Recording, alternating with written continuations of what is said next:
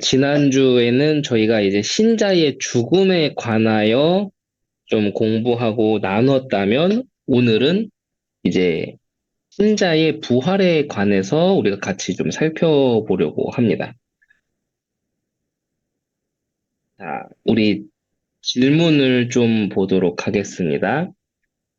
신자가 부활할 때 그리스도로부터 받는 유익들이 무엇입니까? 라고 질문하고 있습니다. 신자는 부활할 때 영광 중에 다시 살아나서 심판날에 공개적으로 인정되며 무죄 선고를 받고 영원토록 하나님을 즐거워하는 완전히 행복한 상태가 된다라고 써 있지요. 몸의 부활에 대해서 좀 보도록 하겠습니다.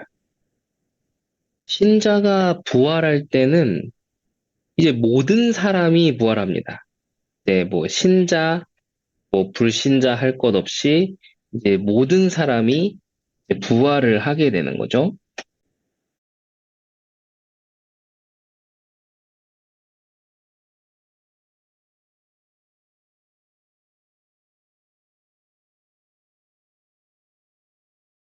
그래서 신자에게는 그 부활이 생명의 부활, 기쁨의 부활, 영광스러운 부활이 되고, 악인에게는 심판의 부활, 이제 영원한 형벌이 확정되는 부활이 되는 것이죠. 그래서 몸이 부활함으로 몸과 영혼이 다시 연합이 되고, 신자의 몸은 영광스러운 상태로 부활하게 된다라고 이제 오늘 우리 부제는 설명을 하고 있습니다. 우리 기독교 신앙에 있어서 이 부활에 관한 교리는 믿음에 있어서 너무도 중요하지요. 그 어떤 종교도 부활에 관해서 이런 부활절, 이런 부활 신앙, 이런 것을 이야기하는 곳이 없는데 예수 그리스도의 이 복음을 증거하는 이 기독교, 우리 개신교는 이 부활 신앙에 대해서 이야기합니다.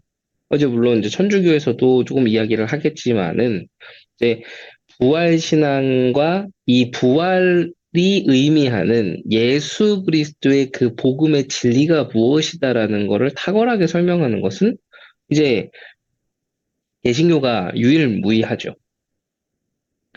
사도들은 이것을 주요한 가르침 가운데 하나로 보았습니다. 그래서 부활의 때에 신자의 몸은 그리스도께서 부활하셨던 그 몸과 같이 강건하고 신령하고 썩지 않고 없어지지 않는 가장 아름답고 영광스러운 몸이 될 것이다 라고 이제 오늘 설명을 하고 있고 성경에도 그렇게 기록이 되어 있습니다.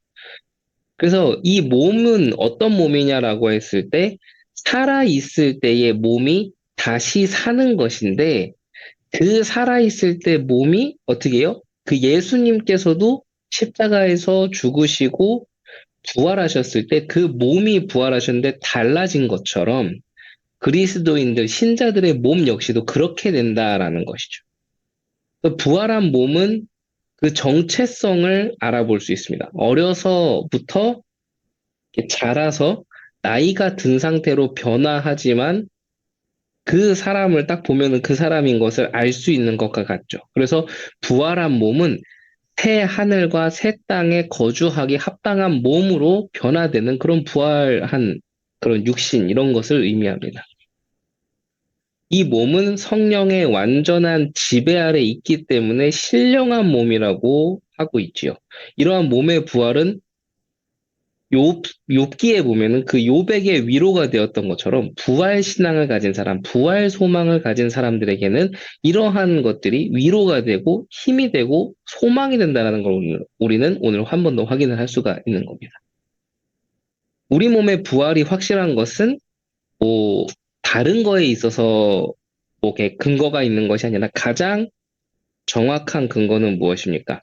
우리 몸이 부활할 수 있다라는 확실한 근거는 예수 그리스도께서 그 부활의 첫 열매이셨기 때문에 우리는 그 부활 신앙을 간직하고 믿을 수 있게 되는 거죠. 그러면서 우리 심판의 날에 대해서 같이 보도록 하겠습니다. 심판 날에 그리스도께서 심판하실 것입니다. 아버지께서 그리스도께 모든 심판을 위임하셨기 때문에 그래서 우리가 하이델베르크를 통해서도 계속 공부하면서 확인했던 내용이 뭐냐면 그리스도께서는 다시 오실 때 재림주로 또 심판주로 오신다라는 사실을 우리가 배웠었죠. 이 부분을 이야기를 하는 겁니다. 모든 사람이 부활해서 그리스도의 심판대 앞으로 나아오게 될 것이고 불신자들도 부활해서 심판대 앞에 서게 될 것입니다. 근데 각각 다르겠죠. 그리스도를 멸시하고 핍박했던 자들은 모두 두려워서 떨게 될 것이고 그래서 그들에게 그리스도께서는 심판주로 오셨기 때문에 그 죽음의 사자, 이런 사자와 같아서 그들은 공포에 질릴 것이다 라고 설명하고 있습니다. 그리고 여기 써 있죠. 악인들은 자신들을 변호하고 변명하기에 급급하지만 그 변명과 변호는 소용이 없을 것이다 라고 설명하고 있습니다. 마태복음 25장 41절에 주께서 저주를 받은 자들아 나를 떠나 마귀와 그 사자들을 위하여 예비된 영원한 불에 들어가라라고 말씀하실 그것을 알고 있기 때문에 그래서 우리는 이 선택받은 자, 그 선택받은 자에 대한 감사를 날마다 회복해야 되고, 그것이 없으면 어떻게 된다고요? 유기된 자가 된다고 했죠. 버림받은 자, 유기된 자, 그리고 입으로는, 말로는, 겉으로는 예수는 주라 시인하는 자들이지만, 실상 그 삶과 그 어떤 인생이 다할 때까지 열매들은 계속 악함을 맺고 악함의 열매를 맺고 있는 자들은 말로는 그리스도를 고백하고 세례를 받았다 할지 몰라도 실질적으로는 버림받은 자들이다. 라는 이런 내용들을 우리 지난주에도 확인을 했었고, 이렇게 우리가 계속 이 신학 공부를 통해서 알 수 있듯이 이런 것들을 확인하다 보면은, 아, 정말 이 심판의 날에는 결국은 그런 모든 사람들이 심판을 받고 진짜 제 갈 길 가겠구나라는 것들을 우리가 확인할 수 있게 되는 것이죠. 그리스도께서 내리신 이 영원한 심판의 형벌은 영원까지 계속되는 겁니다. 이게 참 너무 무서운 이야기죠. 눈을 죽어서 눈 떴는데 지옥문 앞인 것도 참 뭐 이루 말할 수 없는 그 두려움과 그것이 되겠지만 뭐 그렇게 지옥에서 하다가 부활의 날 다시 살아나서 심판대 앞에 섰는데 그때는 어떻게 이제는 뭐 너무도 확실하게 이 심판의 형벌이 영원까지 계속되는 걸 땅땅땅 받고서는 영원한 고통 속에 그 몸과 영혼이 있게 될 것이다. 이거 참 얼마나 참 무서운 말입니까? 우리가 이런 것에서 벗어나고 우리가 이런 것에서 건진받았다라는 그 자체만으로도 우리는 감사를 회복해야 되고 또 우리의 신앙을 날마다 날마다 돌아볼 수 있어야 됩니다. 살아가다 보면 힘들 때도 있고 또 참 뭐 억울할 때도 있고 뭐 참 막막할 때도 있고 여러 가지가 있지만 그럼에도 불구하고 우리가 이러한 사실들을 한 번씩 기억하면서 그럼 나를 이끄실 하나님, 내 인생의 절대 인도자이신 하나님께서 지금 내가 어떤 것에서 하나님의 말씀을 붙잡고 다시 회복되길 원하시는지, 또 어떤 거를 새롭게 깨닫길 원하시는지, 또 우리가 어떻게 갱신되기를 원하시는지를 날마다 돌아보면서 천국 가는 그날까지 계속 새로워지는 그런 은혜를 우리가 누려야겠다. 이런 생각을 해야겠죠. 그런 기도를 해야 되는 것입니다. 그래서 여기 계속 이어서 보면요. 그리스도를 신실하게 믿었던 자는 저 앞에서 언급되는 심판받아야 될 자들과 달리 영광 가운데 계신 그리스도를 보고 기뻐하게 될 것이고 그 그리스도께서는 저쪽에는 심판주로 참 무서운 그런 심판주로 오시지만 여기서는 우리의 우리의 어떤 이렇게 친구처럼 신자에게 오셔서 우리를 위로해 주시고 그들의 눈물을 닦아 주실 것이며 그들과 함께 천국으로 갈 것이 이런 부분들을 이야기를 하는 거죠. 그래서 그리스도께서는 공개적으로 신자가 자신의 백성인 것과 그들에게 죄가 없음을 끝에 선언하실 것이다 이야기하고 있습니다. 물론 그리스도의 심판대 앞에 섰을 때 신실한 신자도 그 마음에 자신이 죄 없다고 할 수 없는 그런 상태라는 거죠. 그러니까 그러니까 그리스도의 심판대 앞에 섰을 때 신실한 신자라고 할지라도 그 마음에 자신이 죄 없다고 할 수 있는 그러한 사람은 아무도 없다라는 거예요. 그래서 끝까지 신자는 예수 그리스도께서 베푸신 유익을 의지해야 되고 의지할 것이며 그랬을 때 그리스도께서는 신자를 향해 죄가 없다고 선언하실 것이다라는 거죠. 그래서 우리는 영원 전부터 영원 끝까지 우리의 인생과 육신의 몸을 입은 인생, 영혼 그 자체인 인생일 때도 우리는 단 한순간도 그리스도를 놓쳐서는 안 된다라는 이 중요한 사실을 기억을 해야 되는 거예요. 그리고 그것을 의지하고 그렇게 기도해야겠지요. 이는 우리를 위한 그리스도의 사역과 또 우리 안에서 행하신 그리스도의 사역에 의해서 우리가 그렇게 담대히 나아갈 수 있는 것이다라는 것을 오늘 설명하고 있습니다. 따라서 신자는 기뻐하면서 예수 그리스도의 이름을 찬송하고 즐거워할 것이다라고 하고 있습니다. 그래서 오늘 우리가 함께 이렇게 공부하는 이 시간에 참 이렇게 오늘 하루 종일 또 각자 개인의 일과 생업과 이런 걸 하시면서 또 힘드셨을 수도 있고 어려웠을 수도 있고 참 뭐 속이 상할 일도 있었고 여러 가지 좀 고민이 되는 이런 일들도 있었겠지만 오늘 이 시간을 통해서라도 또 나중에 뭐 유튜브를 통해서 이 영상을 함께 보시는 분들도 오늘 이 시간만큼은 다시금 하나님이 주시는 은혜와 또 나를 인도하시는 그 절대적인 하나님에 대한 감사와 그 그리스도께서 주시는 위로 이런 것들을 경험하고 회복하게 되기를 정말 함께 기도하고 또 저 또한 그 속에 있기를 자 우리 같이 기도해야겠습니다. 다음입니다. 부활 후에 신자가 누리는 유익입니다. 부활과 심판으로 신자의 구원은 완성이 되는 거죠.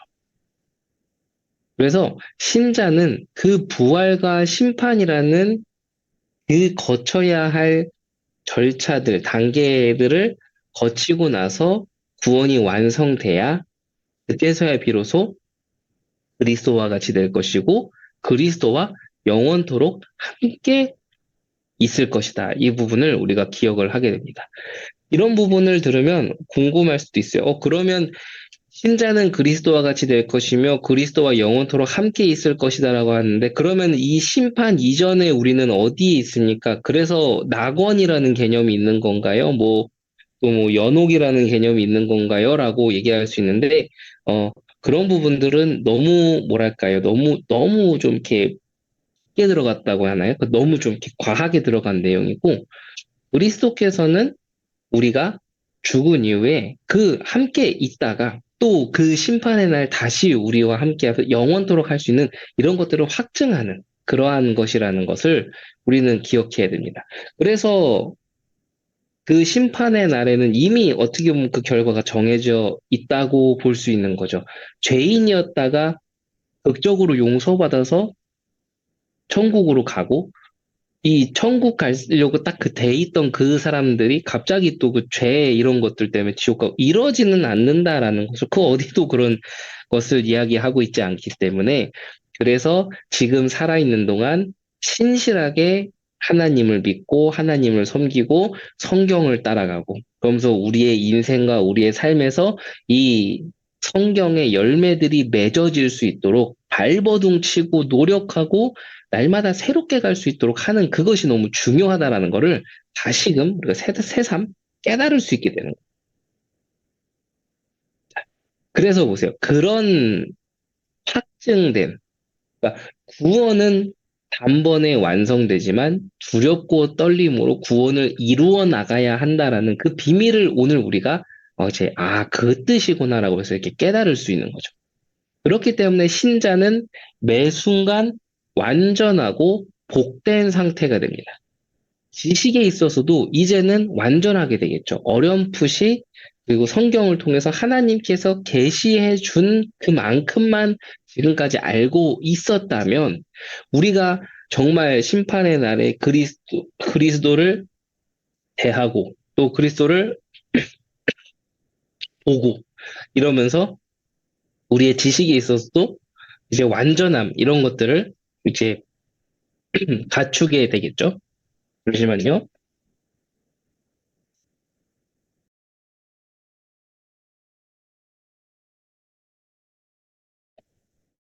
네, 이렇게 지식에 있어서도 그런 것들을 갖추게 될 것입니다. 그리고 우리가 심판의 날 이후에 영원히 그리스도와 함께 있기 때문에 어떻게 됩니까? 이전보다 더욱더 깊이 진실되게 정말 더 친밀하게 교제가 계속되겠죠. 이런 영광스러운 일들, 이런 아름다운 일들이 계속되는 겁니다. 하나님의 영광스러운 존전에 서게 될 것이며 하나님의 완전한 사랑을 온전히 인지할 수 있게 되는 것이죠. 그래서 우리가 웨스트민스터 신앙 고백서 이런 것들을 통해서도 우리가 볼 수 있고 그런 것처럼 인간의 제일 된 목적은 뭐예요? 하나님을 영화롭게 하고 영원토록 그분을 즐거워하는 일이라고 하는데 그 상태가 이제 정말 확실하게 완전하게 되어지는 이 상태가 어떤 상태입니까? 가장 행복한 단계다라고 하고 있습니다.